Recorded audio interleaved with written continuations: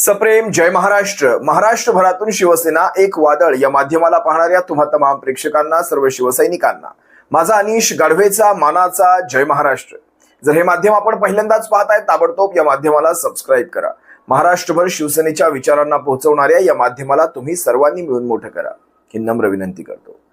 आज जवळपास दिवसभरापासून आपण पाहताय कशा प्रकारे माध्यम अगदी आपल्या 7 ते 8 खासदारांना जवळपास एकनाथ शिंदेच्या घरापर्यंतच पोहोचवून आले होते. म्हणजे हे खासदार नॉट रिचेबल, ते खासदार संपर्कात नाहीत, हे खासदार मातोश्रीवर उपस्थित नाहीत, अमुक एवढी संख्याच आली, तमुक एवढी संख्या आलीच नाही, आम्ही यांना प्रयत्न केला, आम्ही त्यांना प्रयत्न केला, त्यांचे फोन स्विच ऑफ. मला नवल वाटतं माध्यमांना थोडी जनाची किंवा मनाची शरम असायला हवी. आजच्या घडीला हे प्रश्न हे शिवसेनेला विचारण्याऐवजी हे प्रश्न खरं तर शिंदे गटाला विचारायला हवेत की तुमच्यावर एवढी वाईट वेळ का आली? तुम्हाला आजही ठाकरेंचे खासदार घ्यावे लागतात, तुमच्यावर एवढी वाईट वेळ कशासाठी? खरं तर माध्यमांनी आपली कामं जर व्यवस्थित केली असती तर हे अशा प्रकारच्या फुटाफुटीच्या घटनांना थोडा तरी चाप लागला असता. तो चौथा स्तंभ म्हणवता तुम्ही, पण त्या चौथ्या स्तंभाची लायकी तुमची आहे का? त्या लायकीची कामं तुम्ही करता का? माध्यमांनी, विशेषतः त्या माध्यमांनी, सर्वच माध्यमांना माझं हे म्हणणं नाही, विशेषतः त्या माध्यमांना ज्यांनी आपली पातळी सोडलेली आहे टीआरपी साठी, जी माध्यमं झुकली आणि विकली गेलेली आहेत, त्या माध्यमांसाठी माझा खरं तर हा प्रश्न आहे. आज शिवसेनेच्या खासदारांची मातोश्रीवर बैठक आयोजित होती. या बैठकीसाठी शिवसेनेचे 9 खासदार यांना आमंत्रण धाडण्यात आलं होतं की तुम्ही या बैठकीला उपस्थित राहा. पण विशेषतः ज्यावेळेस या बैठकीचं नियोजन झालं होतं त्यावेळेसची परिस्थिती आणि आजची परिस्थिती याच्यामध्ये फरक होता. ज्यावेळेस ही बैठक ठरवण्यात आली होती, खरं तर ही बैठक रद्दही करता आली असती, पण शिवसेनेच्या पक्षप्रमुखांना काही गोष्टी सांगायच्या होत्या. त्या काही मुंबईच्या विशेषतः खासदारांना इथे बसून आणि बाहेरच्या खासदारांना या ऑनलाईन पद्धतीने आज सांगितल्या गेल्या. सर्वच्या सर्व 9 खासदार शिवसेनेचे या बैठकीला उपस्थित होते, सर्वच्या सर्व 9 खासदार. पण आज हे खासदार उपस्थित नाहीत, ते खासदार उपस्थित नाहीत, हा प्रश्न विचारून माध्यमांनी आपल्या अकलेची पातळी इथे दाखवून दिली. मी या सर्व 5 ते 6 खासदारांच्या त्या छोट्या व्हिडिओ क्लिप काढलेल्या आहेत आणि त्याही माध्यमांवरूनच काढलेत. आपण स्वतः प्रश्न विचारल्यावर ते थोडं वेगळं राहतं. माध्यमांनीच ज्यावेळेस प्रश्न विचारले त्यावेळेस खासदार नेमके काय व्यक्त झाले हे तुम्हाला दाखवेल. पण अगदी काल परवाचीच एक बातमी तुम्हाला दाखवतो, ज्यामध्ये लायकी कशी दाखवून देतात ना, तुम्हा सर्वांना या बातमीतून कळेल लायकी कशी दाखवून देतात. एका म्हणजे आता माध्यमांच्याच माहितीद्वारे मी हे सांगतोय. माध्यम म्हणतायत की शिवसेनेच्या एका खासदाराला, मराठवाड्याच्या एका खासदाराला, ज्यावेळेस ते ऑपरेशन आता खरं तर टायगर म्हणावं का, हे ऑपरेशन लोंबडी, हे ऑपरेशन कोल्हा कुत्रा, असं काहीतरी नाव दिलं पाहिजे याला. टायगर हा आपली शिकार स्वतः करतो, हा इतरांच्या शिकारीवर अवलंबून राहत नाही. आणि टायगर हा काय म्हणतात, तो टायगर सारखाच असतो. तो असा लपून छपून इकडून तिकडून जाऊन असे हल्ले करत नाहीत, मागून असे हल्ले करत नाही. त्यामुळे याला टायगर हे नाव द्यावं की एखादा ऑपरेशन टॉमी नाव द्यावं, ऑपरेशन लोंबडी किंवा एखादा लांडगा नाव द्यावं, जे द्यावं ते टायगरला बदनाम करू नये. पण ज्यावेळेस मागे हे सगळं काही 8-10 दिवसांपूर्वीच हे प्रकरण, ज्यावेळेस हे टायगरचं नाव बऱ्यापैकी माध्यमांवर चाललं होतं आणि एका वेळी अचानक अशी बातमी येते की ऑपरेशन टायगर फसलं. तुम्ही पाहिलं असेल, एकनाथ शिंदे वारंवार दिल्लीमध्ये जात आहेत, मुंबईतून दिल्लीत जात आहेत. अनेकांना हा प्रश्न असेल की खरंच असं टायगर नावाचं काही प्रकरण चालू आहे का? तुम्हाला एक गोष्ट सांगतो. आता या गोष्टीचा एक थोडासा वेगळा भाग मी तुम्हाला सांगतो. एकनाथ शिंदेंना सध्या स्वतःला जास्तीत जास्त सिद्ध करायचंय.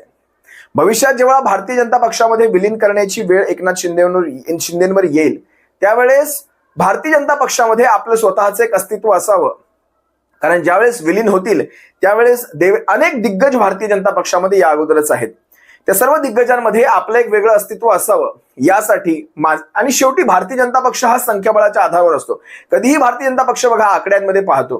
तुम्हाला ज्या वेळेस निवडणुका लढवायच्या असतात त्यावेळेस तुमच्याकडे त्या ठिकाणचे किती माजी आमदार, किती माजी खासदार, किती आजी आमदार असतील, नगरसेवक असतील, ग्रामपंचायत सदस्य असतील, त्यावर भारतीय जनता पक्षाच्या जागांशी तुम्हाला बार्गेनिंग करता येते.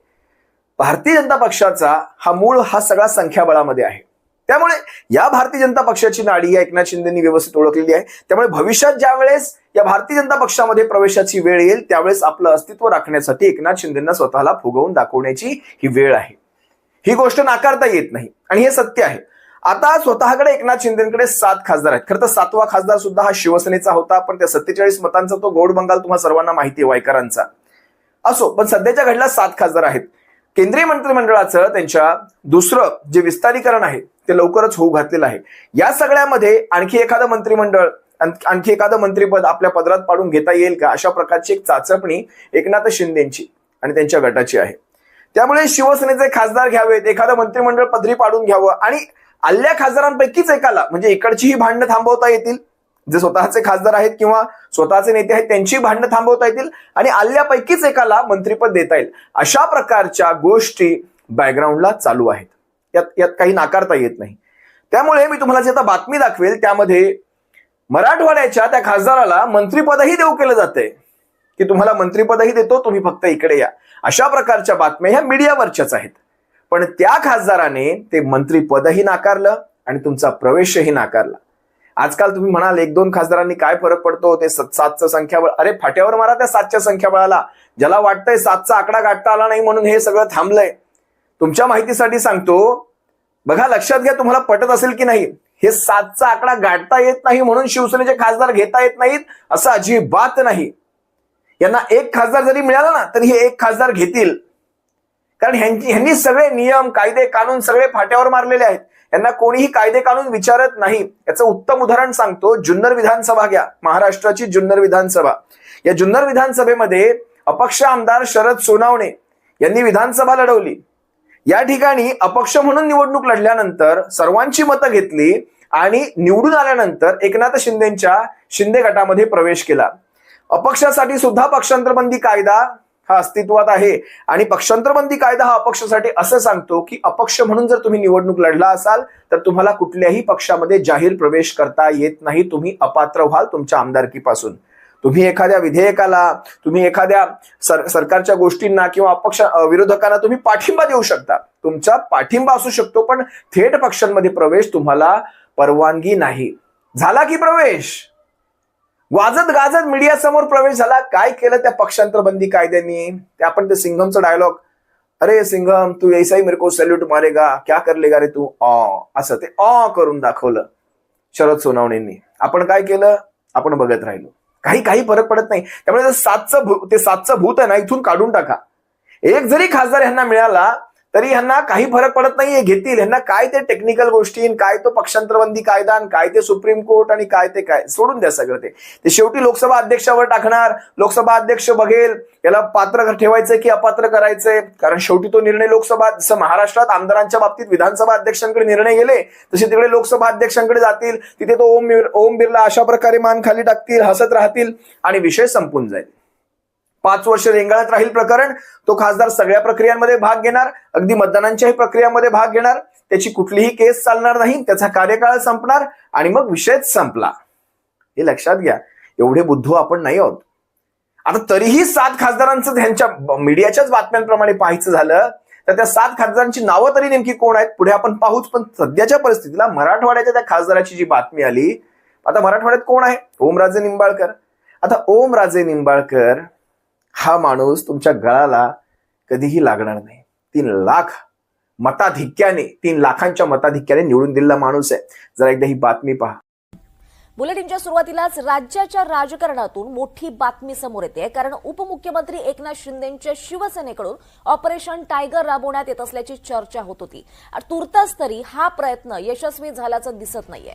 ठाकरेंच्या सेनेचे 9 खासदार आहेत, तेव्हा नवीन गट म्हणून मान्यतेसाठी 2/3 खासदार म्हणजेच 9 पैकी 7 खासदार वळवणं शिंदेच्या सेनेला भाग आहे. मात्र तो आकडा गाठण्यात आतापर्यंत शिंदेच्या सेनेला यश आल्याचं दिसत नसल्याची चर्चा आहे आणि त्यामुळेच ऑपरेशन टायगर फसल्याचं बोललं जात आहे. अधिक माहिती घेऊयात आमचे प्रतिनिधी रामराजे शिंदे यांच्याकडून. रामराजे, ऑपरेशन टायगर फसल्याचं बोललं जात आहे का? अधिकचे अपडेट्स.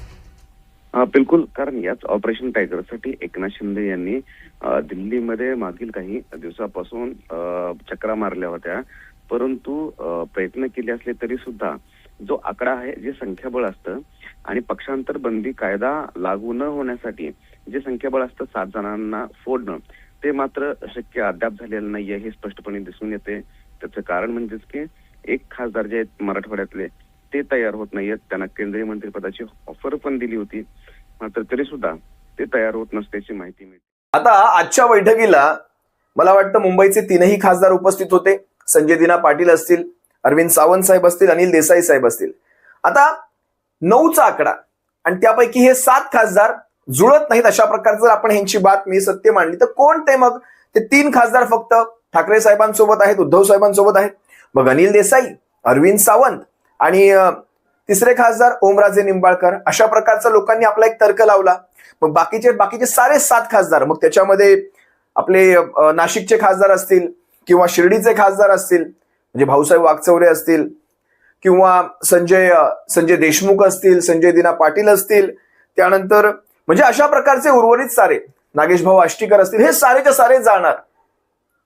आता विचार करा तुम्ही, म्हणजे काल परवाच मला ते उदाहरण आठवतं ज्याच्यामध्ये अरविंद सावंत साहेबांनी अगदी स्टॅम्प पेपरवर अगदी लिहून सही शिक्क्यानिशी त्यांनी भर कॅमेऱ्यासमोर ते दिलं, लिहून दिलं. मला वाटतं कालच नाशिकचे खासदार सुद्धा, राजाभाऊ सुद्धा हे म्हणाले की जोपर्यंत राजकारणात आहे ना तोपर्यंत ठाकरेंसोबत. याचा अर्थ तुम्हाला कळतो? मी तुम्हाला आजचं नागेश पाटील साहेबांचं सुद्धा एक स्टेटमेंट दाखवतो. म्हणजे ज्यावेळेस मीडिया प्रश्न विचारते नागेश पाटील आले नाहीत, ते म्हणजे आले नाहीत म्हणजे काय, गेले? नागेश पाटील काय म्हणाले जरा स्वतः ऐका. दिशा पाटील आष्टीकर हे या निवडणुकीमध्ये उभा आहे आणि माझी आता थोड्या वेळापूर्वी उद्धव साहेबांशी सुद्धा व्हिडिओ कॉन्फरन्सिंगवर बोलणं झालं आणि साहेबाला चांगल्या प्रकारे माहिती आहे की मी कोण्या अडचणीत आहे ते.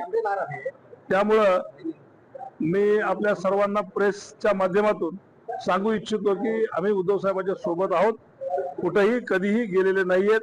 आज जुनैन कारण असल्यामुळं आणि मी ते पण सांगितलं होतं साहेबाला की यावंच लागत असेल तर मी हे निवडणूक सोडून सुद्धा येऊ शकतो, पण साहेबाचाच आदेश होता की तुम्ही थांबा, हे आटपून घ्या.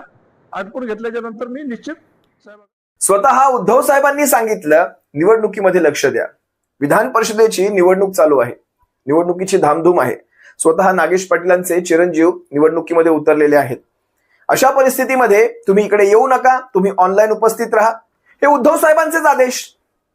स्वतः नागेश पाटील ही गोष्ट सांगतायत आणि मीडिया सांगतायत नागेश पाटील गेले. आता संजय देशमुख असतील, संजय जाधव असतील, म्हणजे हा सगळा प्रकार काय? शिवसेनेच्या प्रत्येक खासदाराला हा प्रश्न विचारला जातो. खरं तर मीडियाने हा प्रश्न समोरच्यांना विचारला पाहिजे. थोड्या लाजा आहेत का तुमच्याकडे? थोड्या शर्मा आहेत का तुमच्याकडे? तुम्हाला जनतेने नाकारलेलं आहे, तुम्ही त्यांचे खासदार का घेता? तुमच्याकडे एवढी वर्षानुवर्ष जुनी चिन्ह असताना सुद्धा तुमचा खासदार तिथे निवडून आला नाही. थोडी शरम तुमच्याकडे असायला हवी. त्यांच्या नवख्या मशालीने खासदार निवडून आणले, थोडी शरम आहे का तुम्हाला? हे प्रश्न मीडियाने विचारायला हवेत. का विचारले जात नाहीत मला माहित नाही. बरं, नवल एका गोष्टीचं वाटतं, संजय दिना पाटील हे उपस्थित असताना मीडियाच्या अकली पहा.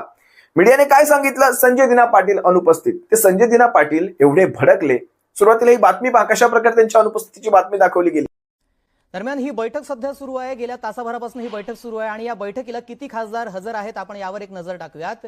या बैठकीमध्ये अरविंद सावंत उपस्थित आहेत आणि राजाभाऊ वाजे हे उपस्थित असल्याचं कळतं. अनिल देसाई उपस्थित आहेत. नागेश पाटील आष्टीकर हे ऑनलाईन हजर आहेत, तर संजय देशमुख हे देखील ऑनलाईन हजर आहेत.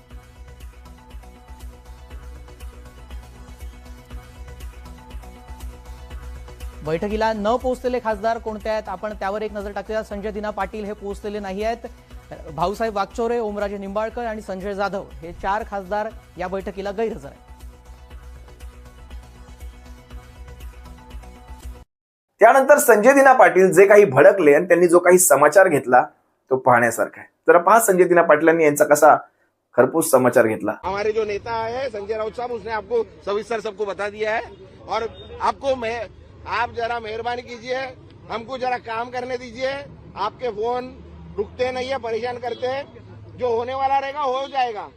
आप बोल के या करके या नैरेटिव बना के कुछ होने वाला नहीं है. हाँ, आपका टाइम वेस्ट हो रहा है, आपको टीआरपी मिल रहा है, पर हमारा टाइम वेस्ट मत कीजिए. आपको हाथ जोड़ के विनंती है. तो सारे संतुष्ट हैं? ऐसा मैं और किसी के बारे में कैसा क्या बोल सकता हूँ? सर, आपकी पार्टी देखिए घर है, घर में जो रहेगा जो पक्ष प्रमुख है, जो घर का बड़ा है, उनके पास तो अपना जमीन मिलने का है, तभी तो बातचीत तो होती है ना। लेकिन आपका शिवसेना में रहने का इरादा है अभी? ऐसा मैं छोड़ने शिवसेना में ही हूँ ना। का- हाँ, वही। छोड़ने का यूबीटी को छोड़ने का इरादा नहीं है। मतलब क्या आपको आप क्यों जबरदस्ती हमको और कहीं भेज रहे हैं? हाँ, जिस पर दबाव की राजनीति चल रहा है, इसको लेकर सवाल है। जिस तरह टीएमसी की स्थिति देखिए मेरे साथ कोई दबाव नहीं है, मेरे साथ सबके साथ अच्छे संबंध है। हाँ, और ऐसा कोई मेरे पे दबाव नहीं आया। हाँ, और किसी का हो तो मुझे मालूम नहीं है, मेरे को तो नहीं आया, ना मुझे ऑफर आया, ना कोई दबाव है। हाँ, आएगा तो भी आपको बताएंगे ना। हाँ, आपको लेके साथ में चलूंगा मैं, जब भी मैं ऐसा सोचूंगा आपको लेके चलूंगा। त्यानंतर शिर्डी लोकसभेचे खासदार, त्यांच्या घरी मेडिकल इमर्जन्सी आहे. त्यांनी फोन बंद ठेवला, मीडियाने सांगितलं नॉट रिचेबल झाले. मीडिया म्हणते आता हे कोणाच्या संपर्कात नाहीत. अरे तुमचे फोन मगाची संजय दिना पाटलांच्या त्या उल्लेखात तुम्ही पाहिला, ते म्हणतायत तुम्ही एवढे फोन करता, त्यामुळे वाकचौरे साहेबांनी त्यांचा फोन जर बंद ठेवला असेल आणि त्यांनी उद्धव साहेबांना सांगितलंय काय सांगायचंय तेही ऑनलाईन बैठकीला हजर. त्यांची मुलगी स्वतः त्यांच्याविषयी काय माहिती देते तुम्हीच ऐका. आई आणि पप्पा दोघेही बाहेर गावी गेलेत. फॅमिली इमर्जन्सी आहे. पप्पांच्या बहिणीची तब्येत बरी नसल्या कारणानं ते दोघेही बाहेर आहेत. ते दोघेही सोबत आहेत. तुमचा काही संपर्क झालाय का हो, त्यांच्याशी? आम्ही संपर्कात आहोत त्यांच्यासोबत. नाही, असं काहीही नाहीये. कुठेही गेलेले नाहीयेत ते. फक्त फॅमिली इमर्जन्सी आहे, त्यामुळे ते बाहेर गावी आहेत. सोबत कोण कोण आहे आणखी? सोबत आई आणि पप्पा दोघे आहेत आणि फॅमिली मधले बाकीचे लोक आहेत.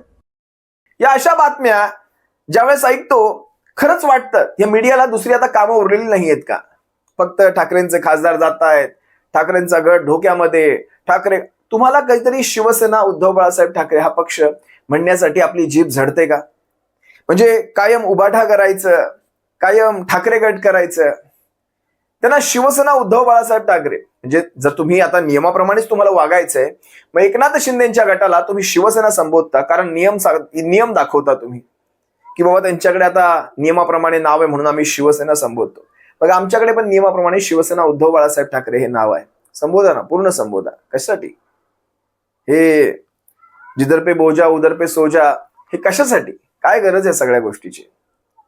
मी तुम्हाला आणखी एका खासदाराचं दाखवतो. मला वाटतं संजय देशमुखांना शिवसेनेच्या पक्षप्रमुखांचा त्यांचा अगोदरच फोन कॉल झालेला आहे.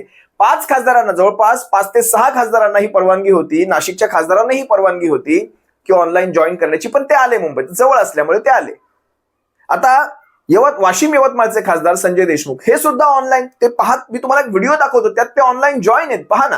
खासदार संजय देशमुख हे बैठकीला ऑनलाईन उपस्थित राहणार आहेत. उद्धव ठाकरेंनी मातोश्रीवरती खासदारांची जी काही बैठक बोलावलेली आहे, या बैठकीला थोड्याच वेळात सुरुवात होणार आहे आणि या बैठकीला यवतमाळचे खासदार संजय देशमुख हे ऑनलाईन पद्धतीने उपस्थित राहणार आहेत. तर मनामध्ये हा विचार येतो, ही सगळी उत्तरं खरंच देण्याची गरज आहे का?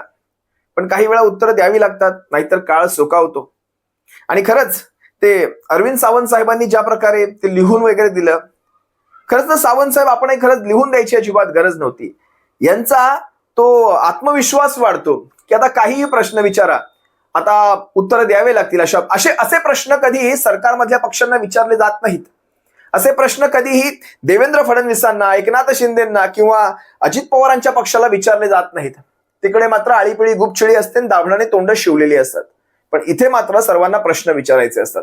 ठीक आहे, विरोधी पक्षामध्ये आहोत, सध्या आमची बाजू पडती आहे. सध्या काय म्हणतात ते राजानेही मारलंय, निसर्गानेही मारलंय, सर्वांनीच आम्हाला मारलेलं आहे. म्हणजे आपलं कोर्टही ऐकत नाही, तुमचा आयोगही ऐकत नाही, इकडे राज्यांच्या विधानसभा ऐकत नाही, आणि जनतेच्या मतांवर यावं तर जनतेची मतं आमच्यापर्यंत पोहोचूच दिली जात नाहीत. मला खरं सांगायचं, काल ते पश्चिम बंगालमध्ये 4000 ईव्हीएम जळाल्या. कुठल्या वृत्तपत्राने पहिल्या पानावर त्याची बातमी छापली? पहिलं पान सोडा, शेवटच्या पानावर ही बातमी छापली. एक तरी कात्रण तुमच्याकडे असेल, मला पाठवा, तुमचं कात्रण मला पाठवा की एका तरी वृत्तपत्राने ही बातमी छापली का? हे असं आहे.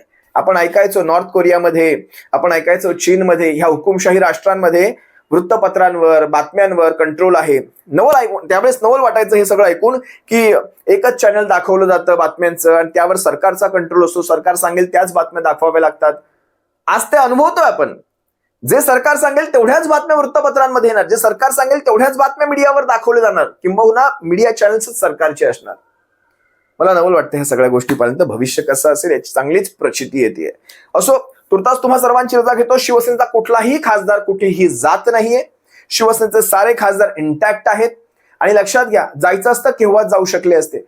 ही आता ती परिस्थिती नाही जाण्याची. पण तरी सुद्धा मी तुम्हाला पुनश्च एक गोष्ट सांगतो, जो गेला त्याच्याशिवाय जो राहील त्याच्यासोबत शिवसेनेची ही धुरा तुम्हा आम्हाला सांभाळायची. निवडून देणारे तुम्ही आम्ही आहोत. शिवसेनेला आधार देणारे तुम्ही आम्ही आहोत. या खासदारांमुळे शिवसेना नाही, शिवसेनेमुळे खासदार आहेत. ही गोष्ट कायम लक्षात असावी. तुर्तास तुम्हा सर्वांची रजा घेतो. सप्रेम. जय महाराष्ट्र. काळजी घ्या.